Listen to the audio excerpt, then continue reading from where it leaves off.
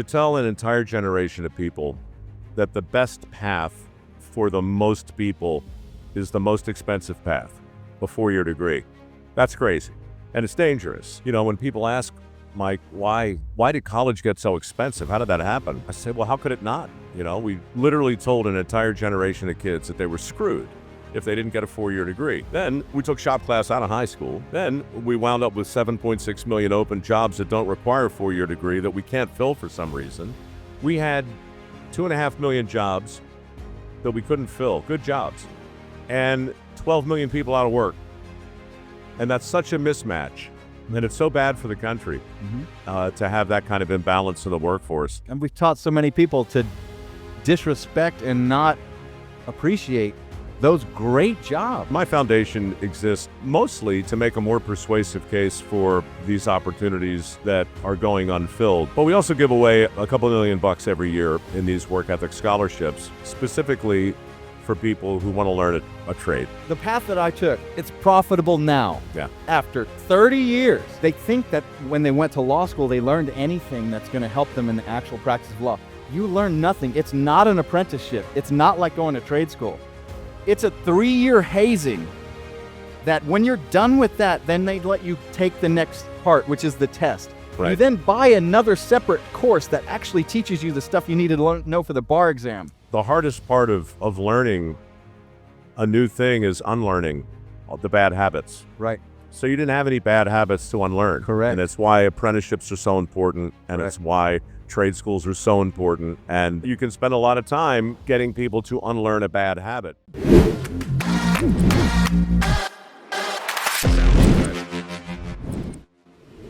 Dirty jobs and Baltimore. yeah, and in Baltimore.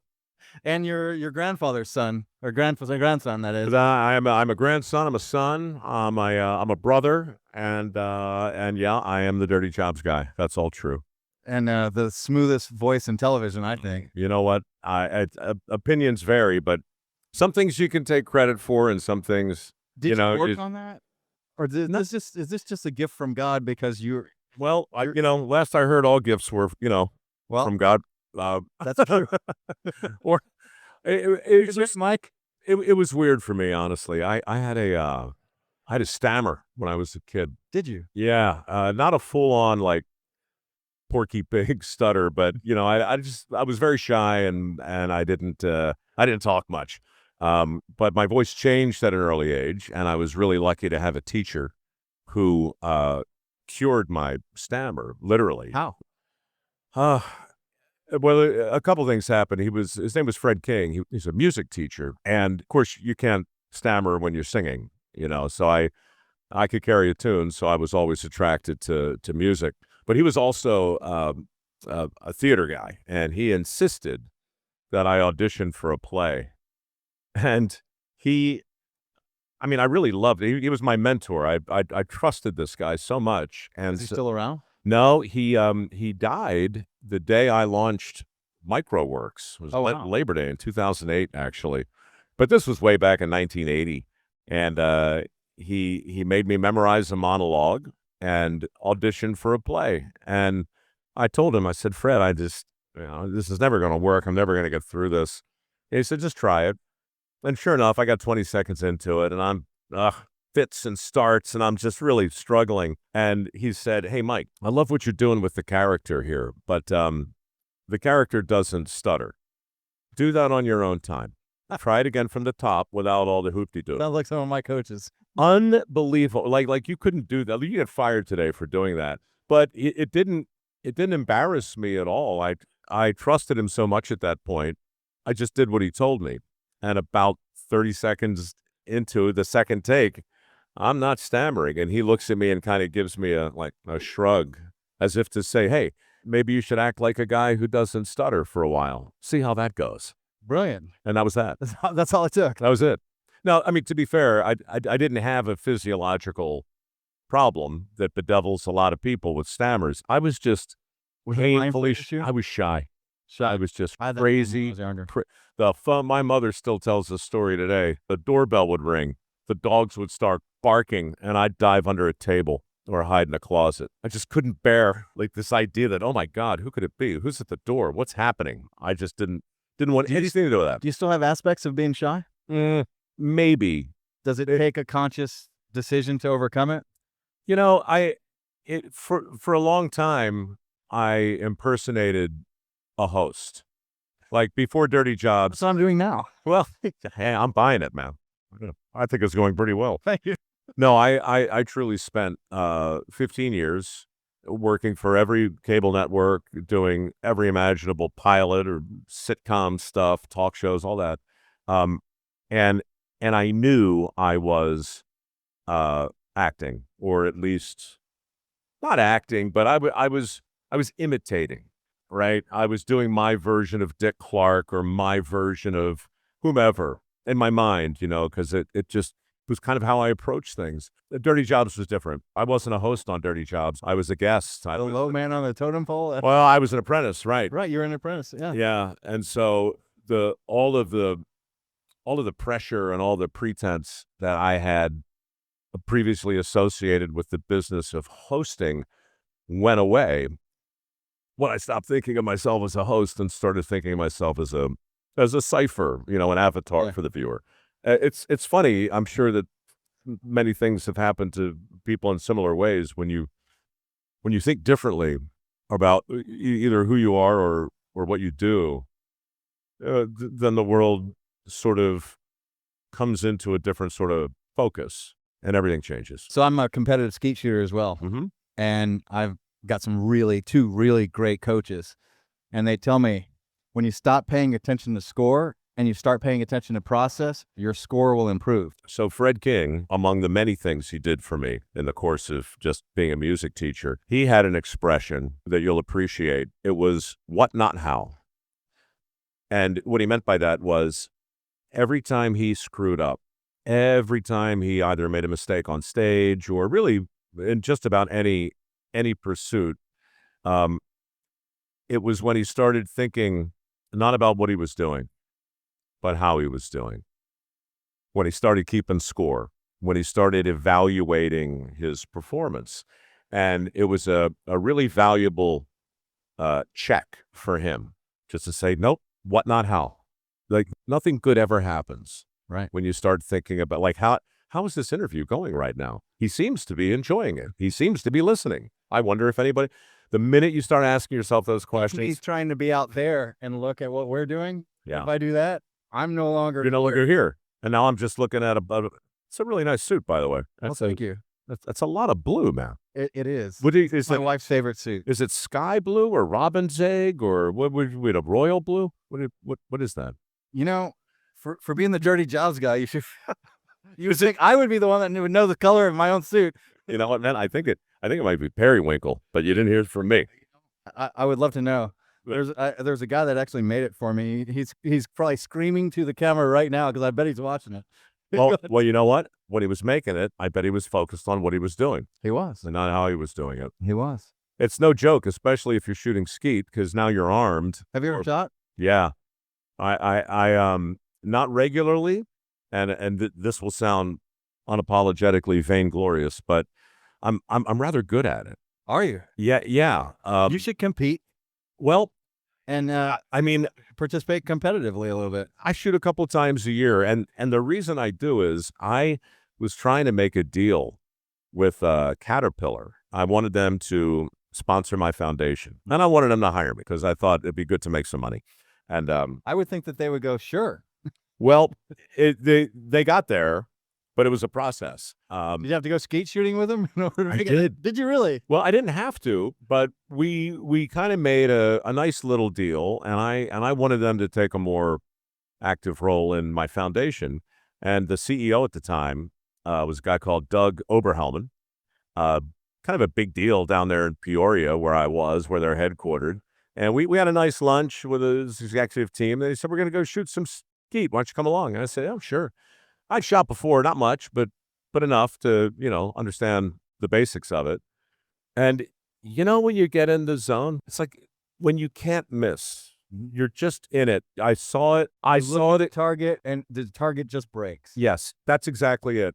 There was no conscious aim, pull.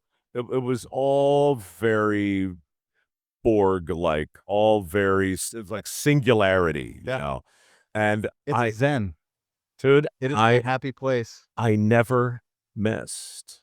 We were standing outside. He had an F-150 and he had one of those automatic launchers in the back, and guys were just feeding it. And we were shooting until the guns got hot and then swapping out again and just shooting and shooting and shooting. Nice. And eventually he just looked at me and said, "All right, how much you want?" It's the dirty jobs version of golf. I'm the only, well, not the only, but one of the very, very few lawyers who you don't put a golf club in my hand. What? Like, Bad? horrible. Like, Yeah. never been taught right. Yeah. And when I learned how to shoot skeet, I happened to learn from literally the best 2 instructors in the world. So that's it. It was like learning golf from Tiger Woods and Tiger Woods' coach for 4 days private. It was supposed to be 5 guys. The other 4 guys don't show up. And they did a private with me. Yeah. And at the beginning of it, I was like, I'm like the lawyer that wants to kind of learn how to play golf to not embarrass myself on the course. I've liked shooting. It's always been fun. So I'm going to take this course. After the first, that was where I went in. And then I realized, have you ever seen Fight Club? Oh, yeah. You know the moment where Ed Norton realizes he's Tyler Durden? Right. You got it. No. Do not fuck with us. Say it. Because. Say it. Because we're the same person. That's right. We are the all sing, they all dance and cracked. I don't understand this. You were looking for a way to change your life. You could not do this on your own. All the ways you wish you could be, that's me. Yeah.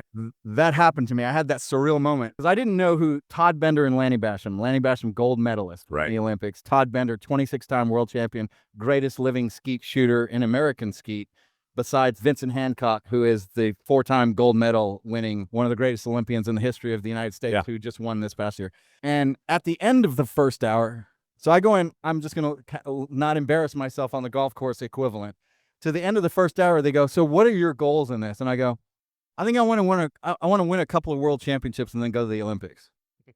I've won 2 world championships, and I'm working to go to the Olympics. That is so obnoxious, man. I mean, that's almost as obnoxious as I interviewed Jack Carr, you know, the terminalist guy. He had 2 dreams his whole life, to be a Navy SEAL and to be a best-selling author.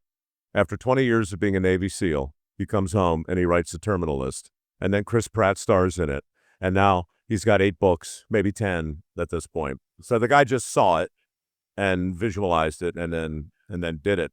But I'm going to go back to that moment in Fight Club because it's really interesting. You misspoke when you said The Matrix first, but it's the same story. Like the moment when Neo realizes he's in the Matrix and everything he thought he knew about his life was wrong, right? It's the moment in The Sixth Sense when Bruce Willis, spoiler alert, realizes this little kid's not crazy. He really can see me because he sees dead people. Oh my God, I've been dead the whole movie, right? Aristotle called those moments peripetias. And he said all great stories, all great narratives are informed by a series of discoveries, which are called anagnorises, leading to a very specific kind of discovery, which is called a peripetia, where the protagonist comes face to face with the inescapable truth of his own life. And when that truth changes the direction of the story, it changes the identity of the man, and that takes the viewer on a ride. So I love looking for peripeties and peripetias because the most interesting people have them. The best stories all have them. And obviously they're not always pleasant. You know, when Oedipus realizes in Act 5, the great king of Thebes, that this woman that he's in love with, has raised his kids with, is also his mother. Huh? That'll change your deal, dude. That's your story. That's the zoom in, zoom full. It's like, wah, wah, wah, wah. Right.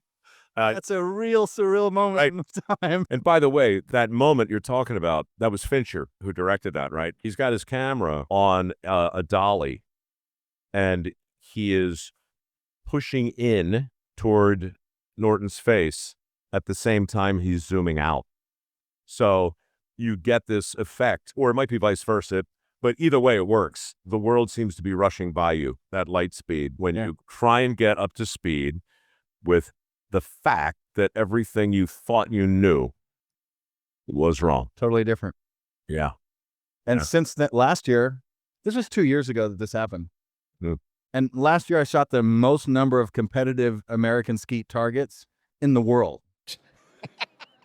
That's so great. I also own a law firm that I do. So what is your identity? Like mine went from host to guest. What's yours? I'm the attorney and counselor at law. And What sort of laws? family law, estate planning, and probate. Oh, really? Primarily, so a divorce steakhouse with a family law and probate dessert course. Noah Muse-Bush. Well, that's the initial consultation. I think that's what it is. Anybody coming in your family, anybody going out of your family. Right. Mostly going out. Got it. Love adoptions, but how many people you know are adopted versus how many people you know are divorced? Oh, God, it's not even Proportions close. similar. Not even close. Wow. So we have softdivorce.com, harddivorce.com. It was an interesting experience. I really fundamentally detest divorce. And the last thing on earth, my wife Summer, she's there in the red. Mm-hmm. She's the only person when I said my slogan of soft divorce, right when I came up with it. That was probably another peripeteia. Soft divorce. Because divorce doesn't have to be so hard. A kinder, gentler divorce. But we also own harddivorce.com too, in case it is. Oh, man. So, And I've spent a lot of money to obtain healthydivorce.com, which is really what I meant by soft. right? Because so if you're skiing, you're worried about hitting the trees, right? You look at the trees, what are you going to do? You're going to hit the tree. You're going to hit the tree. Your car's spinning out. Where do you point the wheels? The direction The direction of the you want spin. it to go. That's right.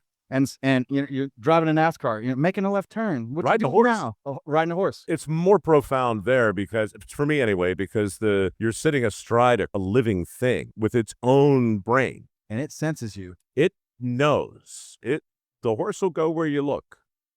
Yeah. You look at the ground, you're liable to wind up there. Yeah. Yeah. So where do you want to go? You look where you want to go. You focus on where it is that you want to go. All the pain, all the problems, that answers one question. Should you get a divorce, yes or no? Do you have a healthy marriage or not? If you can't make it work, then fine. What do we need to do to get you through the divorce process in the healthiest way possible? Those attorneys that say, oh, I'm a hooker. Yeah. I'll do whatever they pay me to do. I don't care. If they're paying the bill, I'll do the work. I fundamentally disagree with that. I will not do that. We don't take clients that want revenge. I'm focused on how can we change their life and get them through this process in the healthiest way possible and let them begin the next chapter in their life in the healthiest way possible. Interesting. Well, I do something similar with my foundation. Permission to turn this into a shameless plug? Please do, because I want to talk to you about that. I also want to talk to you about the difference between trade school and the path that I took and why All right. I'm a big fan of what you do. And I try and talk people out of going to law school a lot. All right. Well, look, I don't know that I feel strongly that one path is worse than the other, and I say that only because I don't know who's listening, and I don't know individually what people might need to hear at any given point. But I do know this: to tell an entire generation of people that the best path for the most people is the most expensive path, a 4-year degree. That's crazy, and it's dangerous. And when people ask, Mike, why did college get so expensive? How did that happen? I said, well, how could it not? We literally told an entire generation of kids that they were screwed if they didn't get a 4-year degree. Then we took shop class out of high school. Then we wound up with 7.6 million open jobs that don't require a 4-year degree that we can't fill for some reason. And now we got $1.7 trillion in student loans on the books. And we're still lending money we don't have to kids who are never going to be able to pay it back to train them for these jobs that don't exist anymore. So, my peripeteia was realizing when Dirty Jobs was at its absolute height in 2008, that we had 2.5 million jobs that we couldn't fill, good jobs, and 12 million people out of work. And that's such a mismatch. And it's so bad for the country to have that kind of imbalance in the workforce. And we've taught so many people to disrespect and not appreciate those great jobs. Oh, all day long. We've turned them into vocational consolation prizes. Right. Right? So it's a whole second-class citizen kind of thing going on. And anyway, my foundation exists mostly to make a more persuasive case for these opportunities that are going unfilled. But we also give away a couple $1 million every year in these work ethic scholarships, specifically for people who want to learn a trade. So they're not four-year rides at all. It's not for university. It's plumbers, steam fitters, pipe fitters, welders, so many welders, mechanics, electricians, all the muscular trades, as Victor Davis Hanson would call them. And so we got $2.5 million this month at mikeroweworks.org for work ethic scholarships. First come, first served. Wow. Every one of those jobs that you just listed are things that I love to do. I love working with my hands. I've loved woodworking. I never got to learn how to weld. I've soldered. Yeah. It's the closest I've ever Correct. got.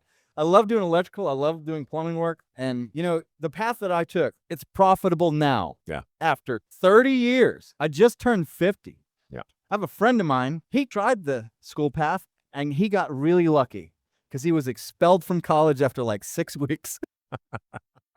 And he's always been richer than me. Yeah. Because he went out, he got a sales job, had to work, had a family early, and I worked my tail off to get through school.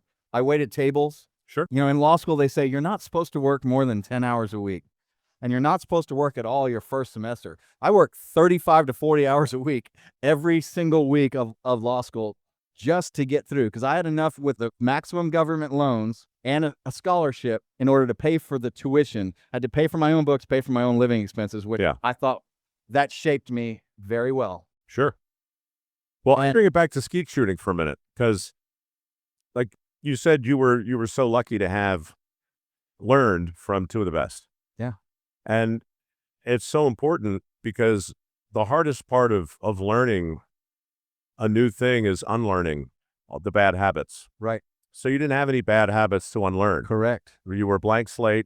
And these guys came in like potters and picked up the clay and made something good. I only know how to do it correctly. That's it. I don't know how to do it any other way.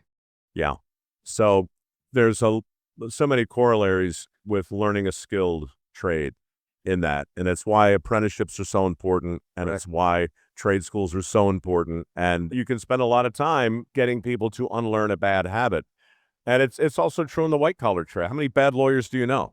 A lot. With lawyers, you have the problem in hiring young lawyers at different levels, especially when I was a younger lawyer. Like between year 5 and 10 was the hard part for me, because they think they know a lot more than they do. And I've had a resume that I came in from a young lawyer. He goes, I've got extensive knowledge in this. And I literally wrote to him and said, look, I got to tell you this because you got to take this out of your resume. No young lawyer has extensive knowledge in anything, and you're disqualified from applying because you said that on this application. Yeah. Like, you can try again, submit a new one to me, but they think that when they went to law school, they learned anything that's going to help them in the actual practice of law. You learn nothing. It's not an apprenticeship. It's not like going to trade school. It's a 3-year hazing that when you're done with that, then they'd let you take the next part, which is the test. Right. You then buy another separate course that actually teaches you the stuff you need to know for the bar exam. Right. At that point, you then are ready to start day one. And what I want to see in a brand new, never had a job as a lawyer, just got their license attorney, I want to see, I don't know why you would hire me, Dana, because I don't have any skills. I don't feel like I know anything. I'm like, you're perfect. Yeah. Because I need you to think that you know nothing, realize you know nothing. Let me teach you everything you really need to know. You need a 3 or 5 year apprenticeship, and then maybe I'll let you be supervised by one of our other attorneys, and then you're kind of ready to be on your own. And that's a 12-year actual process. Yeah. And in that time, you've spent hundreds of thousands of dollars. You haven't earned any money. You haven't made any investments. You have no opportunity for time. It's a 20-year path. The doctor, the lawyer, does not exceed. Guys like my buddy who got great on-the-job training have been earning money. And if you just invest, rich man in Babylon, 10% of your money, Sure. and let yourself get some compound interest, which is I think the biggest piece missing. Yeah. And that everybody in the trade if you have a great job with a trade and you teach them to just invest 10% and be putting that to the side and getting some compound interest, that path, it's almost impossible for me, no matter how much money I make, to overcome that. And especially the guys who go out and own their own company and be an entrepreneur in any of those trades. Well, it goes the other way too. If you're talking about a bad habit, if you're talking about starting off on the wrong foot, it's all that plus $200,000 in student debt. Yeah, you start negative. You're right. And so paying that off, it will take decades. And it'll take decades off your life and it'll rob you. Highly stressful. QVC, the cable shopping channel, right? I worked there. I was a host back in 1990, 91, 92 for a while. I had the overnight shift for a couple of years. Learned everything really I needed to know in TV while I was there. But the thing I'll never forget was how frustrated they were at recruiting. Like in the early days of that industry, you couldn't hire necessarily an actor or somebody with a lot of TV experience because that didn't mean they knew how to sell. Right. And you couldn't really hire an accomplished salesman who had never been in front of the camera before because they're gonna freak out and panic, right? So they tried everything. And in the end, by the time I auditioned for them, they had winnowed the whole thing down to, can you talk about a pencil for 8 minutes by yourself? Now, they don't tell you it's 8 minutes. They just roll the pencil across the table, turn on a camera, and say, when the red light comes on, make me want the pencil, right? Don't stop talking. And if you can blather for 8 straight minutes, you get a 3-month probationary deal. And then if you survive that, they'll give you a contract. And that was the best they could do. And in hindsight, it really wasn't bad. That's not a bad skills test. But it's got, like, what do you do if you're a big organization and you're really struggling to recruit? And if you're struggling, for instance, like everybody wants work ethic, but how do you test for work ethic? I award work ethic scholarships. My application process is a pain in the neck. You got to jump through some hoops. But if you're not willing to do that, that's fine, man. This particular pile of free money is probably not for you, you know? So if you can't talk about a pencil for 8 minutes, that's fine. This job is that you're not going to be happy here, right? You're not going to be happy. So I think a lot of life is trying to figure out what the rules actually are. And then a chunk of life is trying to figure out which ones to follow. And then the rest is figuring out which ones to ignore. And that's really it. That's really it. Thanks for coming on. What a pleasure, man. Thanks for having me. Yeah. Nice to meet you. Nice to talk with you. I'd be happy to talk with you anytime. Terrific. Again, All right, well, we'll reach out, man. We'll do to help you out in the foundation. I'm a big fan. Thanks. I love what you do. Well, I'm serious about the money. It's there. MikeRoweWorks.org. It's $2.5 million. Work ethic scholarships. Learn a skill. Master a trade. Absolutely. Abundance in the United States. This is the Lori Dana Show.